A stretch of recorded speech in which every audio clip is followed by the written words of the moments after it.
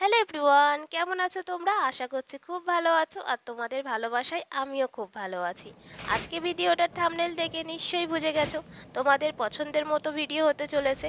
আর এর আগে যখন আমি লং হেয়ার কাটিংয়ের ভিডিও আপলোড করেছিলাম, তখন ওই ভিডিওতে তোমাদের একটাই রিকোয়েস্ট ছিল, লং হেয়ারের যখনই তুমি ভিডিও দেবে প্লিজ যেন রিয়েল সাউন্ডে দেওয়া হয়। তো আমি আজকের ভিডিওটা রিয়েল সাউন্ডের ওপরই রাখার চেষ্টা করেছি। তোমাদের ভালো লাগলে আমারও নিশ্চয়ই ভালো লাগে, তো সেই কারণেই ভাবলাম যাই যাই হবে না কেন আজকে রিয়েল সাউন্ড ছাড়া অন্য কিছু হবেই না। তো কিছুটা আমি ভয়েসের ওপর দিয়ে তারপর রিয়েল সাউন্ড দিয়েছি। আর যে তেলটা বার করলাম ওইটা নর্মাল নারকেল তেলটাকে আমি নিজের প্রসেসে কিছু আমার চুলে যেমন প্রয়োজন হয় সেই মতো বানিয়ে নিই।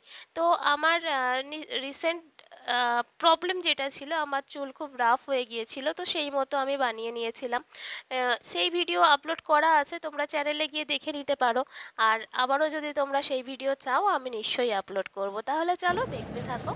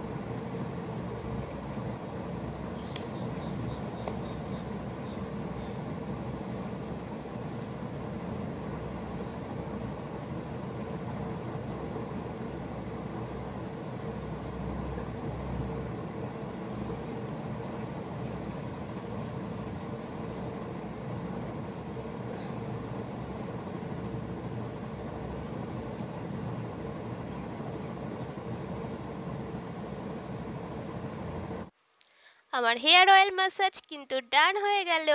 আর এইবার আমি একটু আমার ভিডিওর জন্য থাম্বনেল যেটা ব্যবহার করেছি সেটা আমি শ্যুট করে নিয়েছিলাম। এবং আমি প্রত্যেকবার কি করি, ভিডিওটা কেটে দিই যেই জায়গাটা থাম্বনেল শ্যুট করি, কিন্তু এইবারে আমি ভাবলাম তোমাদের সাথে একটু শেয়ার করে নেওয়া যাক।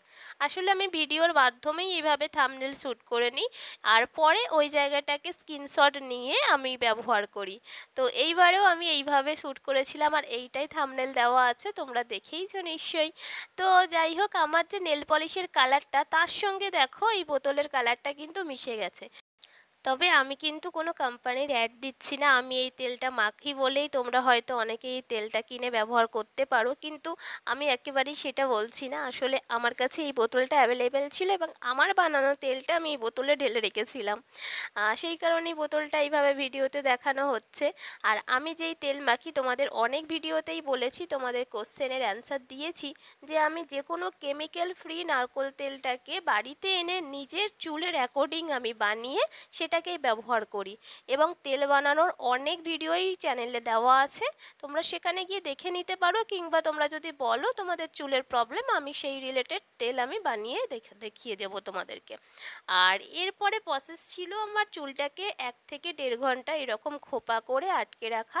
হ্যাঁ, এই সময়টা কিন্তু আমি সব সময় চুল আঁচড়াই না, কিছু কিছু প্রবলেমে আমি আঁচড়াই। আজকে যেমন চুল অনেক বেশি ঘষা হয়েছে, ভালো করে চুল কিন্তু জড়িয়ে গেছে, এই সময় আঁচড়ানো যাবে না, কারণ চুলে জাস্ট তেল দিয়েছি, চুলের গোড়াটা অনেকটাই নরম, চুল এই সময় আঁচড়ালে অনেক চুল উঠে যাবে। তাই জন্য আমি যখন শ্যাম্পু করতে যাব তার আগে চুলটা আঁচড়ে শ্যাম্পু করতে যাব। আর শ্যাম্পু আমি যে কোনো ধরনের শ্যাম্পু ব্যবহার করি, 3 মাস অন্তর অন্তর শ্যাম্পু বদলাই। তাহলে চলো আজকে দাও আমাকে বিদায়, তোমরা সবাই খুব ভালো থেকো, টাটা, গুড নাইট।